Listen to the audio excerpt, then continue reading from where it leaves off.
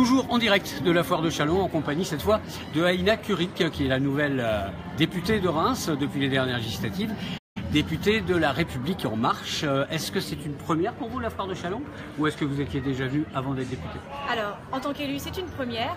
Bien évidemment, la foire de Châlons, c'est un rendez-vous que j'essaie de ne pas rater. Je n'y restais pas aussi longtemps que je vais le faire cette semaine, la semaine qui vient, mais j'aime la foire de Châlons pour le côté gustatif de la foire de Châlons, tous les stands de gastronomie, les maîtres restaurateurs, les producteurs, maisons de champagne présentes.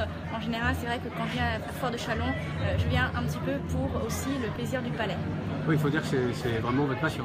C'est ma passion, c'était mon métier aussi, donc bien évidemment c'était aussi là où j'avais beaucoup d'intérêt. J'aime beaucoup l'ambiance aussi foire de Châlons. Sans être indiscret, comment vous gardez une ligne pareille en ayant un goût prononcé pour la gastronomie, le champagne? Je suis sûr qu'il y a des auditrices que ça intéresse. Non, à partir du moment où on fait un petit peu de cardio de temps en temps pour pouvoir se faire plaisir, il faut choisir après. Alors en tant qu'élu cette fois, qu'est-ce que ça vous apporte? Qu'est-ce que ça peut vous apporter d'être sur un rendez-vous comme ça? Alors un rendez-vous comme ça, en tant qu'élu, je me rends compte que ça me permet de rencontrer des acteurs que je ne connaissais pas, ou pas de la même manière. On n'a plus la même approche auprès des différents acteurs. C'est vrai que quand on parle du monde agricole, passer entre les stands et vraiment discuter des préoccupations des uns et des autres, leurs fonctions, on se rend compte qu'on ne connaît pas bien le métier de tout le monde. Et là, ça permet vraiment d'aller beaucoup plus loin dans la discussion. Et ça nous permet donc d'échanger les contacts, de se revoir de manière un peu plus posée après toute la folie de la foire. Donc c'est un rendez-vous qui est effectivement très très important. Et je me réjouis d'avoir pu accueillir nos ministres, Premier ministre et ministre de l'Agriculture sur la foire. C'est quand même un grand rendez-vous de la rentrée, donc ravi de les d'avoir pu les compter parmi nous.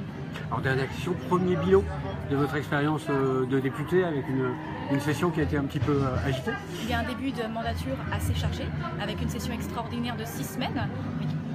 Nos objectifs, nous avons pu les tenir dans nos 6 semaines, donc je suis très contente. Eh bien, le bilan, c'est quand même loi de confiance, loi d'habilitation, les discussions aussi sur la sortie de l'état d'urgence, c'est l'installation évidemment de nouveaux parlementaires, parce qu'on se rend compte que la République En Marche compte beaucoup de nouveaux députés, mais nous ne sommes pas les seuls, nous n'avons pas le monopole du renouveau, puisque à l'Assemblée nationale, ce sont 450 nouveaux députés, donc, la République En Marche, ce ne sont que 314 députés. Donc on voit un grand renouvellement de l'Assemblée nationale. Je trouve que c'est une bonne chose, tout parti confondu, parce que ça donne vraiment une nouvelle dynamique aux travaux et à l'Assemblée nationale, dans les commissions également. Et puis un mois d'août, pas de vacances, mais un mois d'août où là j'ai pu vraiment m'installer en circonscription avec différents rendez-vous pour rencontrer les différents acteurs de notre territoire, les différentes institutions, les différents acteurs économiques qui permettent aussi de vraiment pouvoir les rencontrer de manière un petit peu plus